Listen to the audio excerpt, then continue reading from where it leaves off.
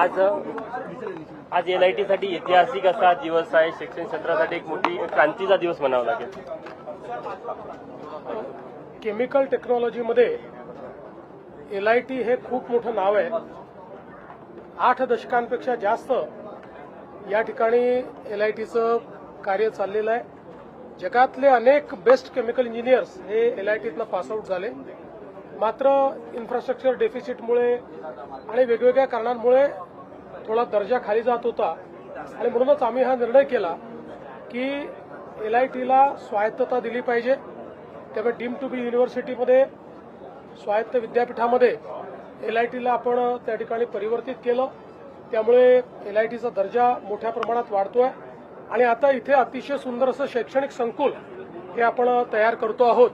यामुळे एक आंतरराष्ट्रीय विद्यापीठासारखं LITचं एक कॅम्पस या ठिकाणी तयार होईल आणि निश्चितपणे पुढच्या काळामध्ये जसं मागच्या 8 दशकात best of the chemical engineers हे जगभरात LITने दिले, तसंच आपल्या देशाला आणि जगाला उत्तम इंजिनियर देण्याचं काम LITच्या माध्यमातून होईल। पुण्यामध्ये जे बलात्कार हत्येचं प्रकरण झालं त्या प्रकरणामध्ये नागरिकांचा नातेवाईकांचा प्रचंड रोष आहे। त्यांच्याशी मागणी होती की तुम्ही तिथे भेटीला यावं। मी काल स्वतः पीडितेच्या वडिलांशी 2 वेळा बोललो। मी त्यांना हे समजावून सांगितलं की आपल्याला नराधमाला मृत्यूदंडाची शिक्षा करून घ्यायची आहे। त्याकरता वेळेत चार्जशीट दाखल होणं आणि केस चालणं याकरता आम्ही माननीय हायकोर्टाच्या माध्यमातून सगळ्या गोष्टीला फास्ट ट्रॅकवर नेतो आहोत। रेकॉर्ड वेळेत काम करण्याचा आमचा या संदर्भातला प्रयत्न आहे। लोकशाहीमध्ये आपल्याला सगळ्यांनाच असं वाटतं की अशा नराधमाला भर चौकामध्ये फाशी दिली पाहिजे, पण ती लोकशाहीत करता येत नाही।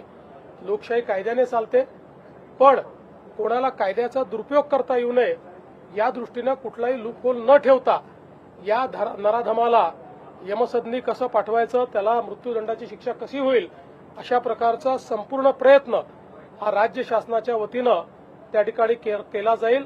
न्यायालयातनं हे प्रकरण वेगानं मार्गी लावलं जाईल। तशा संदर्भातलं एक लेखी पत्र देखील आम्ही पीडितेच्या कुटुंबाला दिलेलं आहे।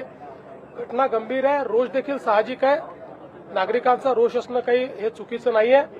मला असं वाटतं एवढंच आहे की त्या ठिकाणी काही लोक हे त्याही परिस्थितीचा फायदा घेऊन काही वेगळ्या पद्धतीचं वळण लावण्याचा प्रयत्न करत होते, पण मी मुलीच्या वडिलांचे आभार मानतो की त्यांनी ती परिस्थिती समजून घेतली आणि CPंशी चर्चा केल्यानंतर त्यांनी हा निर्णय केला की आम्ही हे कॉल ऑफ करू।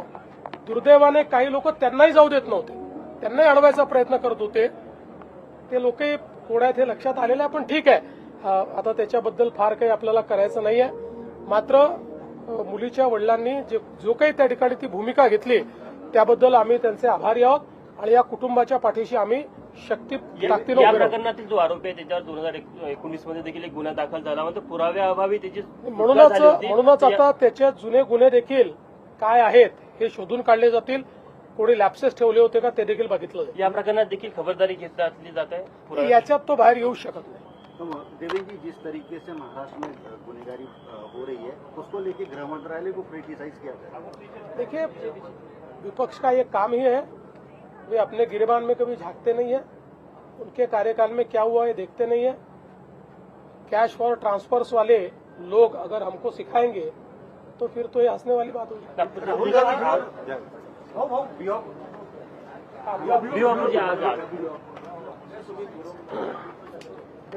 भिवापूरमध्ये एका गावाला आग लागली, त्यामुळे जवळपास 30 घरं जणू राख झालेली आहे। त्यांना तत्काळ मदतीची गरज आहे। अतिशय दुःखद अशा प्रकारची परिस्थिती आहे।